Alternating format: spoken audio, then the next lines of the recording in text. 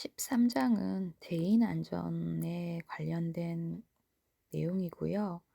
영유아의 안전에 대한 아동복지법 제31조 1항의 법령에 대해 다뤄지는 내용인데요. 아동 관련 기관장은 성폭력 및 아동학대 예방 및 실종 유괴의 예방과 방지에 관한 교육 계획을 수립하여서 교육을 실시해야 한다라고 규정이 되어 있습니다. 13장에서 아동학대, 실종, 유괴에 대한 안전교육을 살펴보도록 하겠습니다. 아동학대에 대한 개념은 UN 아동권리협약 제19조 제1호는 아동이 부모나 법정 후견인 다른 보호자로부터 양육되는 동안 모든 형태의 신체적, 정신적 폭력, 상해나 학대, 유기, 부당한 대우, 성적인 학대를 비롯한 착취를 학대 행위로 봅니다. 우리나라 2000년 아동복지법을 개정하여서 아동학대에 대한 정의, 처벌 근거, 관련 기관에 대한 법적 근거를 포괄적으로 마련을 하였는데요. 아동복지법 제3조 제7항에서 법적 개념을 제시하고 있습니다.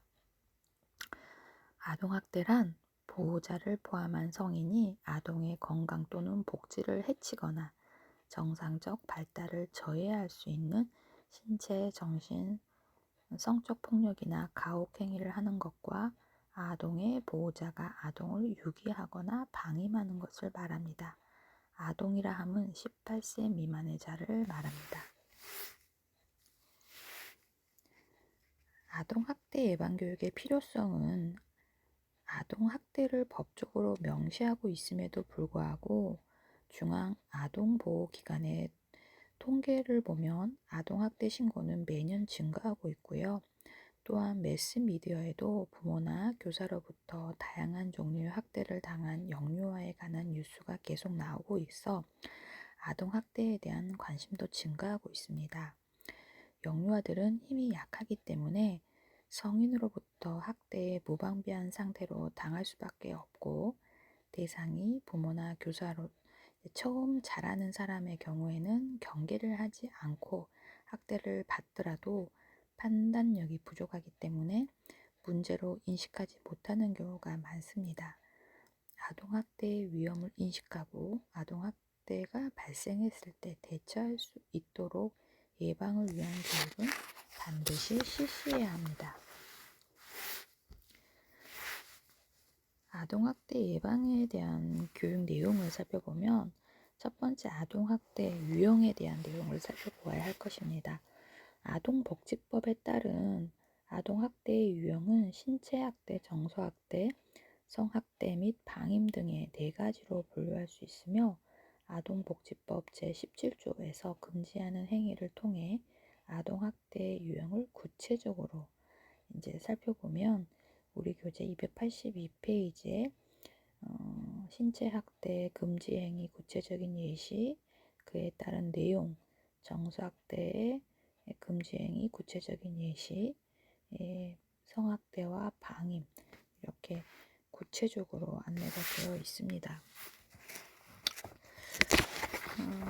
우선은 우리가 그 내용에 대한 부분을 살펴볼 필요가 있어서 한번 리딩해 드릴게요. 신체학대에 대한 금지 행위는 아동의 신체에 손상을 주거나 신체의 건강 및 발달을 해치는 신체적 학대 행위입니다. 그래서 그에 따른 예시로 직접적으로 신체에 가해지는 행위, 손, 발 등을 때리거나 꼬집고 물어뜯는 행위, 조르는 비트는 행위, 핥히는 행위가 해당됩니다. 도구를 사용하여 신체를 가하는 행위, 도구로 때리고 흉기 및 뾰족한 도구로 찌르고 완력을 사용하여 신체를 위협하는 행위, 강하게 흔들거나 신체 부위를 묶고 벽에 밀어붙이고 떠밀고 잡고 아동을 던지고 거꾸로 매달고 물에 빠뜨리고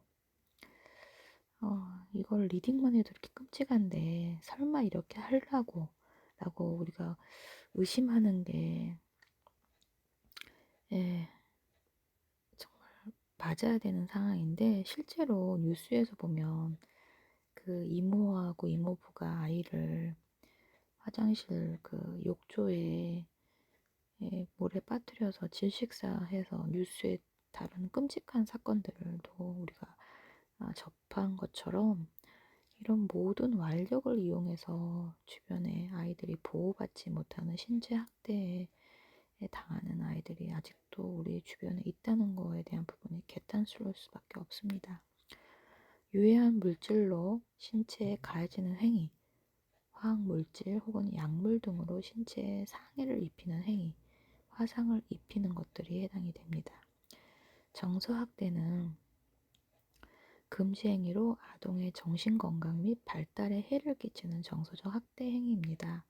구체적인 예로 원망적, 거부적, 적대적 또는 경멸적인 언어폭력, 잠을 재우지 않는 것, 벌거벗겨 내쫓는 행위, 형제나 친구 등과 비교, 차별, 편애하는 행위, 가정 내에서도 왕따시키는 행위, 아동이 가정폭력을 목격하도록 하는 행위, 아동을 시설 등에 버리겠다고 위협하거나 짐을 싸서 쫓아내는 행위,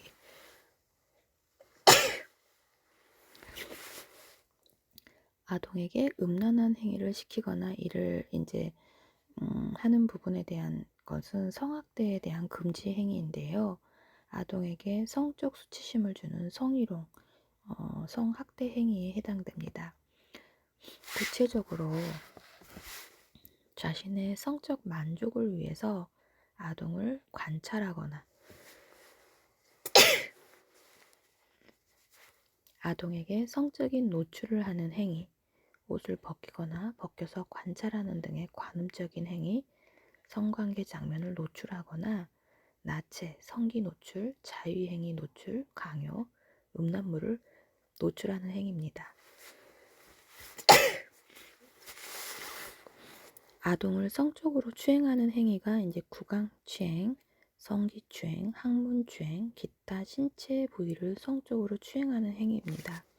갑자기 이거 하니까 생각나는 그 여자아이 이름은 기억이 안 나는데 지금 그 되게 이슈가 됐던 그 아주 어린 여자아이의 그 성기가 파열이 돼가지고 이 아이가 평생 동안 이제 장애가 되는 상황이잖아요.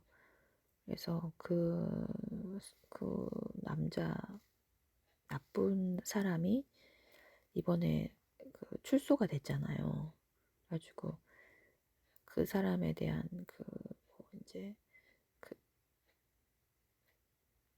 그 성범죄자들이 차고 다니는 그 위치 표시하는 부분에 대한 것도 있고 갑자기 그 사람 이름이 생각이 안 나는데 그래서 구강추행, 성기추행, 항문추행 그래서 그 여자아이의 그 평생의 그런 트라우마, 치료되지 않는 아픔, 그다음에 신체적으로 그 장기가 파열돼서 여자로서도 그렇지만 사람으로서 살아가는데 그 장기가 파열이 돼가지고 어떻게 그런 행동을 할 수 있는지. 근데 그 사람은 지금은 또 이제 벌을 받고 나와서 일상적인 생활을 아무렇지도 않게 하는데 그 행위에 대한 피해자인 아이와 그 부모는 평생 불행하게 살아야 되는 정말 저는 이 파트가 너무 싫습니다. 아동학대에 대한 이야기가 끔찍한 내용들이고 설마 이런 일이 있을까라는 거에 대한 의문을 갖는 게 우리가 정상적인 거지만 실제로 이런 일들이 어저께 뉴스에 이제 누리호 발사에 대한 우리가 뭐 세계 7대 국가에 도전하는 거다 뭐 그러면서 우리가 얼마나 발전되고 있는지 국가의 위상 뭐 이런 뉴스를 접하고 좋은 내용들을 흐뭇하게 봤던 뉴스이기도 하지만 한편으로 음지로는 이렇게 우리나라의 아이들도 이렇게 보호받지 못하고 평생에 이런 장애를 안고 살아야 되는 사람으로 살아가야 된다는 거에 대해서 우리 성인들이 아이들을 잘 보살펴 줘야 한다는 부분을 안전교육에서도 이제 정서적인 부분, 심리적인 부분, 그 아이를 둘러싼 여러 가지 환경에 대한 부분까지 생각하게 되는 부분입니다. 제가 지금 새벽에 일어나서 이 녹화를 뜨고 있거든요. 그랬더니 의도치 않게 재채기가 녹음이 됐을 거예요. 그랬더니 코맹맹이 소리가 나오네요. 모두 감기 조심하시고요. 이제 방임에 대한 내용인데요. 금지 행위로 자신의 보호 감독을 받는 아동을 유기하거나 의식주를 포함한 기본적 보호, 양육, 치료 및 교육을 소홀히 하는 방임 행위입니다. 구체적으로 이제 물리적인 방임, 교육적인 방임, 의료적인 방임으로 세 가지로 구분할 수 있는데, 기본적인 의식주를 제공하지 않는 행위, 이제 불결한 환경이나 위험한 상태에 아동을 방치하는 행위. 우리가 그 얼마 전에도 그 냉장고에서 아이가 발견이 돼가지고 그 환경을 이제 그 담당 주무관이 또 복지사가 가서 그 집을 열었을 때 굉장히 불결하고 쓰레기가 산더미처럼 쌓여 있는 집이었잖아요. 그래서 그런 환경에서 아이들이 아무렇지도 않게 먹고 자는, 그래서 그게 방치하는 행위. 그래서 그 엄마는 이제 처벌을 받아야 되는 상황이고, 엄마하고 인터뷰했더니 엄마도 정상적인 엄마는 아닌 거죠. 그래서 아동의 출생신고를 하지 않는 행위.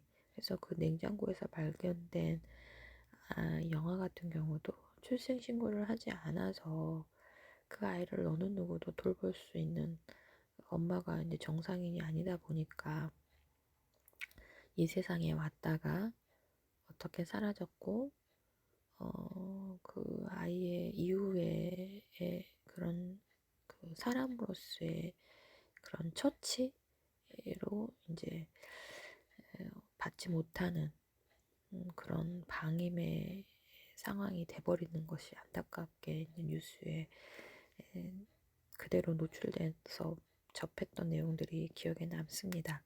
그래서 보호자가 아동을 가정에 두고 가출하는 경우, 얼마 전에도 신혼부부였는데 되게 어린 친구들이 이제 어렸을 때 이제 관계를 맺어서 아이를 무책임하게 낳고 PC방에 갔다 왔더니 아이가 굶어서 죽어버린 경우들이 있잖아요. 이런 얘기를 너무 아무렇지도 않게 하는 이런 현실이 너무 개탄스럽습니다. 그래서 보호자가 친족에게 연락하지 않고 무작정 아동을 친족 집에 근처에 두고 사라지는 경우도 물리적인 방임에 해당됩니다. 교육적인 방임은 보호자가 아동을 특별한 사유 없이 학교, 의무교육에 보내지 않거나 아동의 무단 결석을 방치하는 행위. 의료적인 방임은 아동에게 필요한 의료적인 처치 및 개입을 하지 않는 행위. 유기는 아동을 보호하지 않고 버리는 행위. 아동을 병원에 입원시키고 사라진 경우 시설 근처에 버리는 행위가 유기가 되겠습니다. 그래도 병원에 입원시키거나 또 시설 근처에 버린다기보다는 이제 베이비박스에다가 맡기는 경우라고 하고 싶네요. 그래도 PC방에 가서 아이를 굶겨 죽이는 것보다는 훨씬 요즘 코로나 때문에 경제적으로 다들 어려워져서 그 부모가 자살을 하면서 아이를 같이 살해하고 이제 가버리는 거에 대한 부분이 얼마 전에 이제 수업을 하면서 토론을 했던 적이 있는데, 아이의 생명은 부모가 어떻게 할 수 있는 부분이 아니다라는 거죠. 근데 또 부모 입장에서는 자기도 이렇게 살기가 힘든데 이 부모 없는 세상에서 아이가 얼마만큼 힘들게 살아갈지를 알기 때문에 그 해야 하는 부모의 마음은 오직 했겠냐라는 내용들을 우리끼리 이제 했던 부분인데, 그래서 가난해서 자살한다기보다 이제 결론은 그 정신적인, 마음적인 그런 건강하지 않는, 그러니까 뭔가 돈으로 해결될 수 있는 부분도 분명히 있지만 돈이 전부가 아닌 그런 부분에 대해서 우리가 다시 한번 조금 그런 걸 재정비해야 되는 것은 아닌가. 또 우리가 생각보다 나라가 잘 살아요. 그래서 그런 선별 지원이 아니라 보편적인 지원을 통해서 기본적으로 아이들이 받아야 될 혜택에 대해서 좀 놓치지 않는 것은 없는지 점검해야 될 필요가 많다는 생각을 하게 됩니다.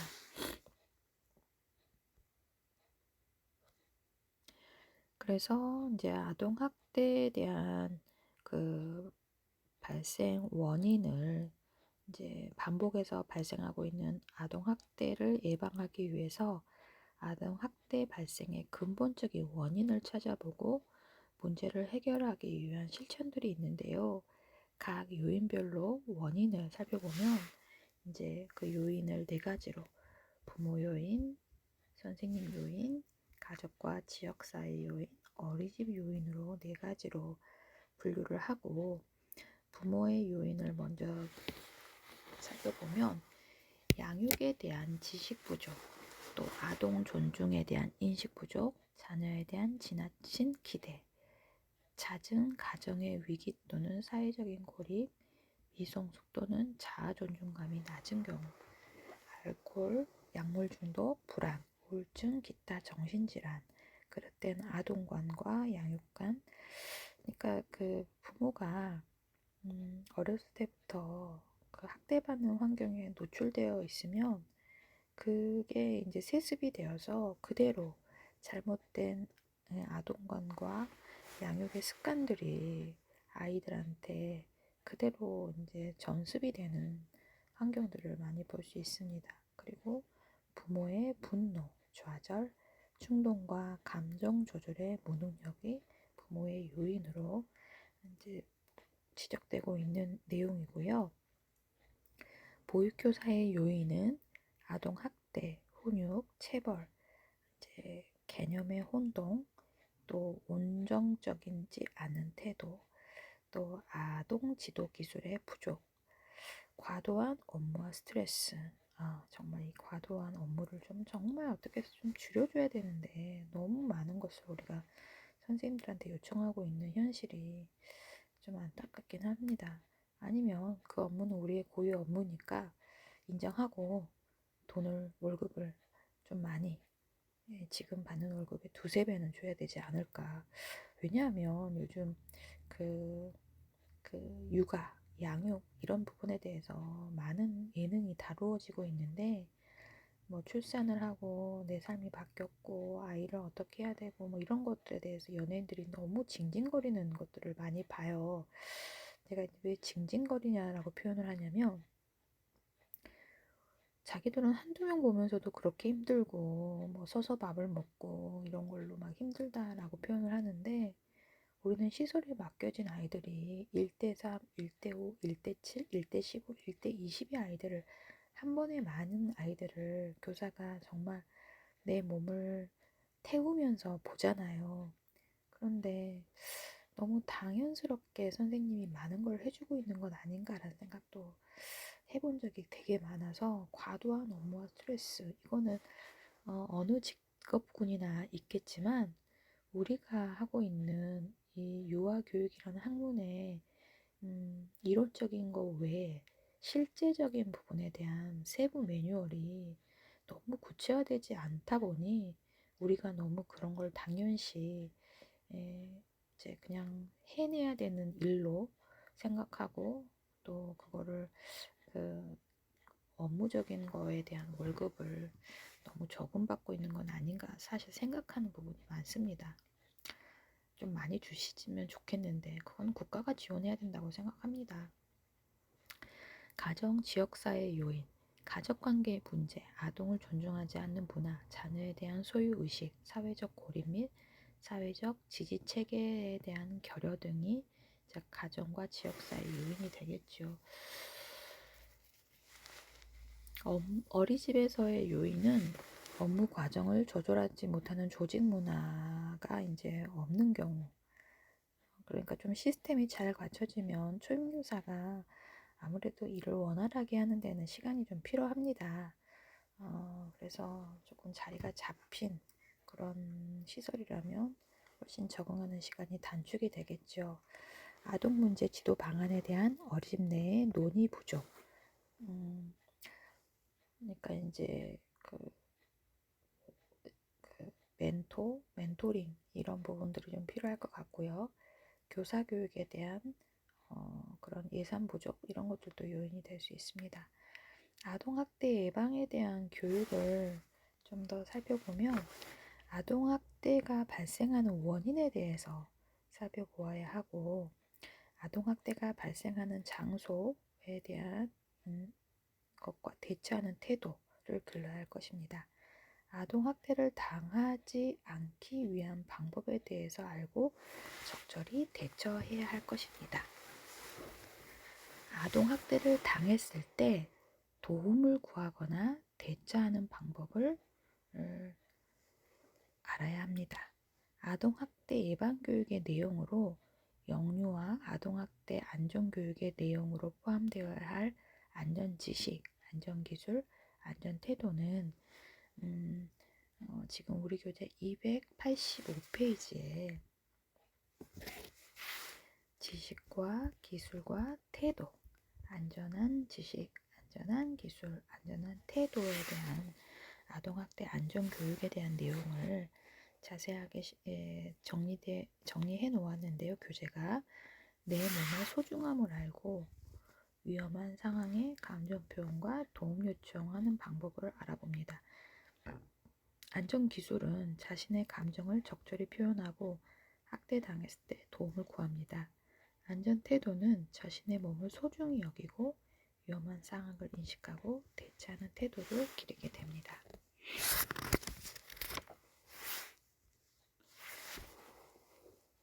아동학대 예방 교육에 대한 실제를 살펴보면 아동학대 예방을 위한 실천의 방향으로 첫 번째, 영유아 보호를 위한 실천의 방향을 예를 들 수 있습니다. 두 번째는 무단결석 영유아에 대한 관리 대응이 필요한데요. 첫 번째 영유아 보호를 위한 실천 방향으로 어립 영유아 보호를 위한 실천 방법은 아동학대의 조기 발견을 위한 영유아 관리와 영유아 스스로 자신의 안전을 보호할 수 있는 능력을 지원하기 위한 아동학대 예방교육을 실시하는 것으로 나눠볼 수 있습니다. 먼저 무단결석을 하는 영유아에게 관리하는 부분, 아동학대를 조기에 발견할 수 있는 부분이 있고 매일 영유아의 출결 상황을 확인하여 결석한 영유아의 보호자와 연락하여 결석 사유를 확인하고 무단결석 영유아에 대한 관리 대응 매뉴얼에 따라 무단결석 영유아에 대한 조치 결과를 작성합니다. 가정방문이 필요한 경우 읍면동 공무원과 함께 가정방문을 실시하여 아동학대가 의심되는 경우 112로 신고 및 상담을 하게 됩니다.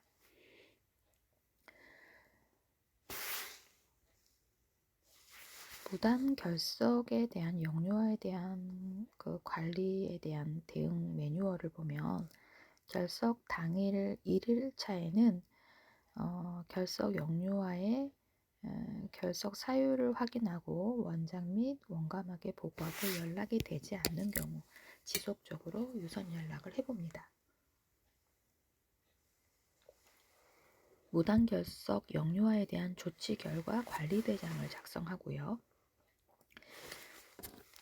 2일차에는 결석 영유아의 출석 여부 확인 및 소재, 안전을 확인합니다. 영유아의 안전이 확인되지 않는 경우 보육교직원, 읍면동 공무원이 함께 가정방문을 실시하고 가정방문 결과 영유아의 소재 안전이 확인되지 않거나 아동학대가 의심되는 경우 수사기관에 신고하게 됩니다. 무단결석 영유아에 대한 조치 결과 관리대장을 작성하고 무단결석 영유아 중 아동학대 신고 현황 교육에 대한 부분을 교육청이나 시군구에 보고하게 됩니다. 사후에 대한 관리로 수사기관에 협조 요청을 해서 요청 사항에 대해 적극 협조를 하고 무단결석 영유아가 재등원을 하였을 경우 영유아의 상태에 따라 적절히 조치를 하게 됩니다. 해당 보호자에 대해서는 면담 또는 부모 교육을 실시하게 됩니다. 아동학대 안전에 대한 교육에 대한 실제에 대한 부분만 살펴보고 마무리를 하도록 할게요. 아동학대 안전교육에 대한 계획은 이제 목표를 수립하고 이에 따른 내용을 안전 지식 기술 태도에 대한 구체적인 내용을 선정합니다. 그렇다면 활동에 대한 유형과 자료를 이제 모아서 교육적인 내용을 효과적으로 전달할 수 있도록 선생님이 고민을 하시겠죠. 활동 방법에 대한 부분은 주의 집중을 시작으로 도입 전개 마무리의 내용 순서대로 구성을 합니다. 평가 계획과 평가는 목표에 비추어 볼 때 그 결과가 평가할 수 있는 다양한 방법에 대해서 세부적으로 계획을 세울 수 있을 것입니다. 실종에 대한 파트가 있는데요. 이제 어디론가 사라져서 찾을 수 없는 것을 가리키는 말. 실종자는 어디 있는지 모르게 되어버린 사람을 이제 그 개념으로 살펴볼 수 있습니다.